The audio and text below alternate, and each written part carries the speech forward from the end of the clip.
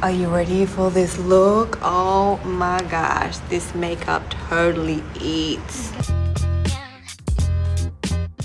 You guys asked me to turn my private makeup lessons into a series, so today we're learning look number 2, how to do a full Douyin inspired makeup look. In my last video, I got so many comments requesting that this become a series, so your wish is my command. I'm back with my teacher, Phan, and today she's teaching me how to create a Douyin inspired makeup look, which is basically that soft Chinese doll-like style with bigger eyes, diffused blush, shimmer, and really strategic lash placement. I'm sure many of you guys have seen this style on TikTok. It's a trendy style that I personally really like, but I never seem to nail it on myself. So today, Phan is going to break it down for me. Previously, she taught me how to create a flawless base that doesn't look cakey, so now it's time to put what I learned to the test. I'm going to start by prepping our model's skin. I'm swiping over her face with a hydrating toner on a cotton pad, and this is just to lightly cleanse. Then afterwards, I'm going to use the same toner and pat that into the skin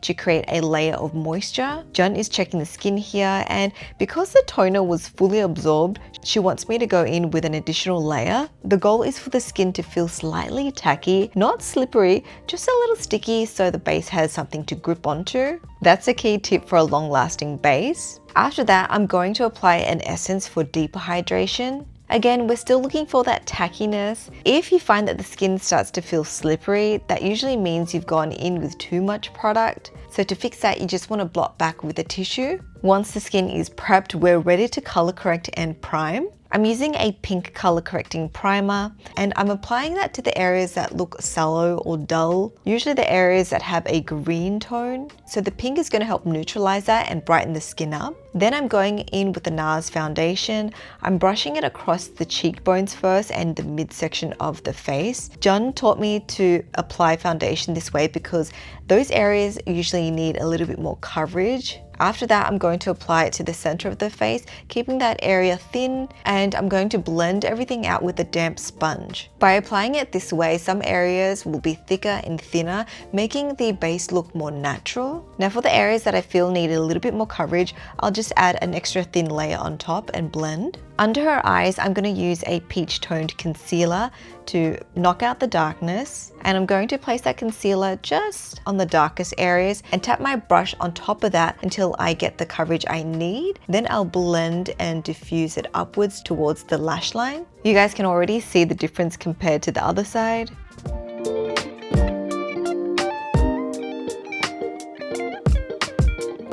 After that, we're going to move into highlight and contour. I'm starting with highlighting the inner corner of the eyes first, the bridge of the nose. Now, since our model has a narrow nose bridge and a rounded tip, Jun said that I need to make the bridge highlight a little thicker to balance out the proportions. For contour, I'm focusing more around the tip of the nose to bring in the sides, and around the bridge, I'm actually going to widen it slightly. Then I'm going to blend out the placement that I mapped. It's so good having Yong talk me through each step and why we should do it a certain way. She's analyzing the model's face, her features, and then explaining that to me in a very easy to understand way, so I know the reason behind each step. Next is cream contour. I'm going to apply this Fenty one to the cheekbones. That's the only area we're going to contour because our model's face is quite small already. I'm going to blend that area out. For blush, Jun is going to show me how to make cooler blush tones work on warmer skin without it looking disconnected from the rest of the face. She's going to use 2 cream blush shades here. This is a warmer tone, almost like a bronzy blush, and that goes on the outer half of the cheeks, and it acts like a transition shade between her skin tone and the cool blush. That's when we can go in with the cool tone and place that on the center of the face, right under the eyes, but still above the nostrils, so not pulling it too far down that it will droop and pull down the face. As she applies, she explains that she taps the color onto the skin first, keeping that in one concentrated spot to build up the saturation she wants. Then she'll blend out the edges. If your cream blush ever looks patchy, one of her pro tips is to work the product into the brush first by tapping it onto the lid or on the back of your hand so the brush is evenly coated with the product before it touches the face. Another problem that I have is when I use cream blushes, it kind of just disappears once I powder everything.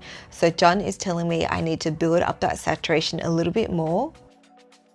Now we're setting the base with 2 pressed powder shades and a fluffy powder brush. The lighter shade's going to go all over the face first, and John is showing me the best way to powder with a brush. She's showing me this soft bouncing motion, so only the tips of the bristles touch and bounce on the skin. That's going to help disperse the powder evenly and lock in the base without disturbing it. If you're naturally heavy-handed, her pro tip is to hold the brush closest to the end of the handle so you automatically use less pressure.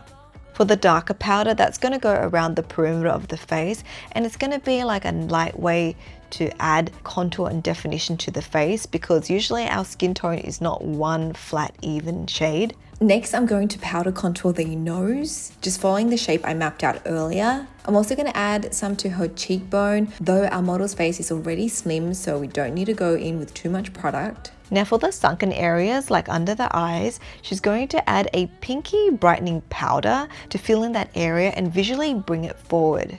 You can really see that the side that she's working on looks a little bit fuller and more youthful. Her tip is to use a very finely milled powder, especially under the eyes, so it doesn't build up and look cakey. This powder can also be used to brighten other areas of the face, like the chin. This product here is her latest addition to her kit. She says it reminds her of the hourglass powders. When it was my turn to do the other eye, she taught me how to tap and swipe on the product. That's going to give me the lightest and most even application. You can also use this kind of product around the smile lines. So if you have deeper smile lines that you want to hide, you can use this powder to add fullness to those hollow areas. This is the tip I definitely need to try on myself. For our model today, she's already youthful, so she doesn't need much. Now to lock in and amplify the blush, we're going to layer powder blushes on top, again using 2 shades, a warmer shade that goes around the outside and a cooler one that's more concentrated in the center. To make the whole base look more cohesive, John shows me that you can bring the blush onto the other areas like the chin, the eyes, the nose, and even the forehead. Then for highlight, I'm using this one from Dior, and I'm mixing all the shades together and applying it on the face with a fan brush. For the tip of the nose and the nose bridge, I'm going to use my fingers. Okay, our girl is looking glowy now. The base done. I can do the base. Now we're going to learn the eye technique, which is really the differentiating point with Douyin makeup compared to other styles. They make the eyes big. That's the base done. Now we're going to move on to the star of the show, the eyes. First, John is going to blend concealer over the lid to create an even base. Now, this is the part we really need to pay attention to. She's loading her brush with a transition shade, but notice how she's not just dusting it on the very ends of the bristles, she's actually working the pigment down into the brush, so it's distributed throughout the hairs. She explains that when she applies color this way, it goes on more evenly and blends better. So she starts by tapping the eyeshadow onto the lid. This step is going to deposit the color, but also set the concealer at the same time. Then she gets the model to look down. She lifts the lid gently with her other finger and presses the color right down to the base of the lid. She keeps tapping to build up the intensity, then gradually moves up the crease. What's really cool about this technique is that she doesn't even need to re-dip her brush constantly. Somehow she still manages to create a really nice soft transition. Now, once there's only a little bit of product left, she gently sweeps the shadow outwards towards the ears to elongate the eye shape. After that, we deepen the eye using a brown shadow, tapping it into the lash line and blending it upward. At this point, because the concealer has already been set by the first shadow layer, she can switch to more of a circular blending motion. For the lower lid, she's using a mix of 2 dusty rose shades on a smaller fluffy brush, and she's blending that onto the outer half of the eye. This is where she taught me such a good hack. If you get those little creases under the eye, here's how you fix it. She's going to use the back of the brush and blend it out using small circular upward motions. It just smooths out the crease without messing up the base, and you don't need to add extra concealer or anything. Just make sure your brush handle is rounded at the end. I think this is genius. Okay, back to the shadow. She's going to connect the lower shadow back to the top shadow. The most intense area should sit around the outer triangle. Then once there's barely any pigment left on the brush, she blends it forward and under the eye. For this look, she's going to also contour the lower lower lid to create that aguilar style look. She's using that rose shade under the puffy protruding part of the lower lid to really accentuate it. The trick is to hold the brush upwards underneath the puffy area so it follows the natural shadow. Once the contour part of the eye is done, we move on to highlight and shimmer. This light champagne shade goes onto the center of the lid, and she says the best way to get strong payoff is to use your finger in a swiping motion. Then she starts defining the eye shape using an angled brush and a matte brown shadow. She maps out 2 points first. One sits at the outer corner, slightly lower than the natural lash line. This is going to help make the eyes look bigger. And then the second point she marks out, it's going to be right under the pupil along the lash line. She's going to connect these 2 points, making sure the line she creates follows the natural curve of the eye. Now, if you want the eyes to look even bigger, you can extend that line out even more. With whatever's left on the brush, she's going to bring it in along the actual lash line so it doesn't look too bare. She's going to go in with the same brown to define the inner corner and then lightly connect it back with the rest of the liner. And then she shows me how to create a natural aguilar style. So she's using the darker dusky rose shade with an angled eyeshadow brush, concentrating the color in the center first, then blending it forward. It's important to note that the brush she's using is a medium density brush. It's not one of those super thin liner brushes or angled brow brush. So the result stays soft and diffused. Again, notice the direction that she's holding her brush. She's holding it upwards so the bristles sit right under the puffy area. Once the lower lid line is clear, she gently blends the edges out. On the puffy part itself, she's going to add a matte highlight shade right on top of that crease line we just created. This is going to clean it up. And then she moves on to another technique that I think is really cool. She uses a double eyelid mesh to lift the model's eye. So she explains that this is a good trick if you have hooded eyes and you feel like the outer corners feel heavy or they're starting to drop down a little bit. This can make applying eyeliner a nightmare. So what she likes to do is apply a little bit of glue to the mesh tape, and she places this tape on top of the lid, following the model's natural eye shape. But for the ends, she positions the tape a little higher, and as the model opens her eyes, she's using the tweezers to push that new crease into place. You can immediately see the lid looks more lifted. It's such a small tweak, but it does make a very big difference. These mesh tapes that she's using are also way less detectable than the regular eyelid stickers, and I love that you can apply it on top of makeup. After that, she's going to curl the lashes and tightline the eyes with the brown gel liner. For the wing, she explains it needs to be extended as far out as where we placed the shadow colors earlier, so she's going to draw it parallel to the crease line and slowly build up the thickness. Once the shape looks right, she uses an angled brush to just blend and flick out the end. On top of that liner, she's going to add in black shadow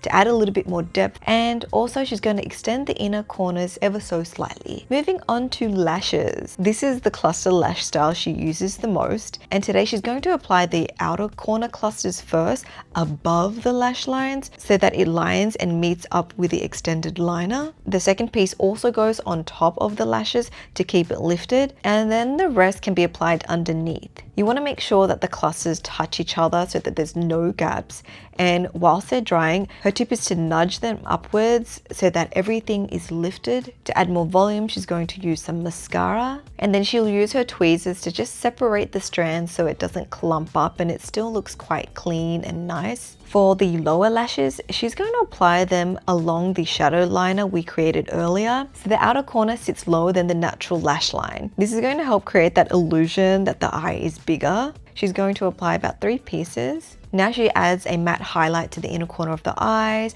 and kind of just bringing that down underneath the aguilar style. After that, she places a cool tone glitter on top of the puffy area and layers another shimmer on top. She adds a little bit more sparkle here and there. And then it's time for brows. She's gonna use a brown powder to fill in the shape since our model has brow hairs. She's gonna tweak the shape, however, so she's gonna lift the tail slightly and lower the front of the brow to make the overall shape look softer. Then she applies a colored brow mascara to lighten up the hairs and draws in a few strokes at the front. A little trick she used on me last time was using eyelash glue and a spoolie to brush up the hairs at the front of the brows so that they look fuller. You want to go against the hair growth, and then she's using tweezers to just separate each hair and position them in place. Guys, look at the difference here. She completely transformed the model's eye shape.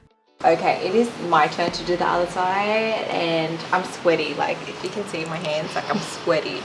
Not gonna lie, there are definitely a lot of steps here that are new to me, from how to load up the brush properly to the actual application techniques. It can feel overwhelming at first, but thankfully John let me record the whole lesson and share it with you guys so you can follow along step by step and not feel so lost. Also, just a full disclaimer guys, I'm a paying student and not every makeup academy would allow me to film and post a video like this for obvious reasons. So I do really appreciate that John is letting all of us learn together. I have tried learning from short TikTok tutorials before, but they go so fast and it's really hard to understand what's happening, and there's just not enough time for the creators to explain everything. That's why I'm definitely turning my makeup lessons into a series. So make sure you thumb this video and subscribe to my channel for more makeup tutorials.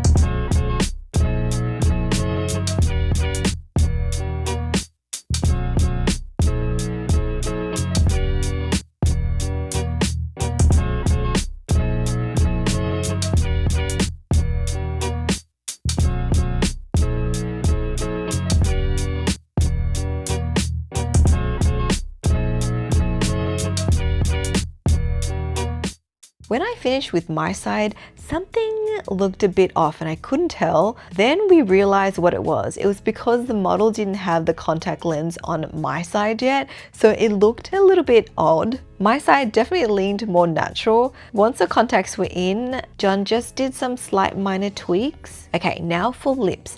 I'm applying a lip base here, and I'm so sorry because my big head got in the way. I didn't realize I was covering the camera. Basically just applying a base color first and blending that out. Then I'm going in with a lip liner. John is going to overdraw the philtrum, so she draws a V right on top of the cupid's bow and then connects it up with the sides of the lip. And she also tells me to overdraw the center and the bottom lip as well. For the main lip shade, she's going to use a dusty nude in the center. Then she's going to top it up with a brown nudie gloss. The placement of the gloss is quite specific, so just on the center of the lips and on top of the cupid's bow around the philtrum. This is going to make the lips look poutier, it's going to make it look juicier and bigger. We're almost done. John is just going to show me how to add beauty spots. Now, I had no idea there was like a strategic way to add spots. Apparently, wherever you place a faux beauty spot, it draws the attention there. So since our model has a nose tip that's slightly bigger, we're going to place a spot on top of the nose bridge where it's more narrow to draw the eye upwards. She also points out that a lot of K-pop idols, sometimes they'll add it to their cheeks to make their face look fuller or shorter. So she's going to add one there today. And for those who want to look a little bit edgier or lift up their eyes and brows, she just pops one right under the brow bone. How cool is that, guys? I never knew about this. I think I'm going to start adding beauty spots everywhere now. To finish everything off, John's going to add a bit more shimmer and highlight. And then she brings some of the pinky shadows onto the nose to tie in with the whole look. If you guys want to come to Vietnam and do like a workshop, maybe we can organize like a group class. Let me know in the comments. Are you guys ready for the reveal? Check out this look. OMG, does she not look like a doll? The hair, the makeup, the skin. I am living for this. Let me know what you guys think of this look. I'm definitely going to be updating my makeup skills and trying some of these techniques on myself. Now, what should we learn for the next lesson? Leave your suggestions below. Subscribe if you guys are new here, and I shall speak to you guys next time. Thanks for tuning in. Bye!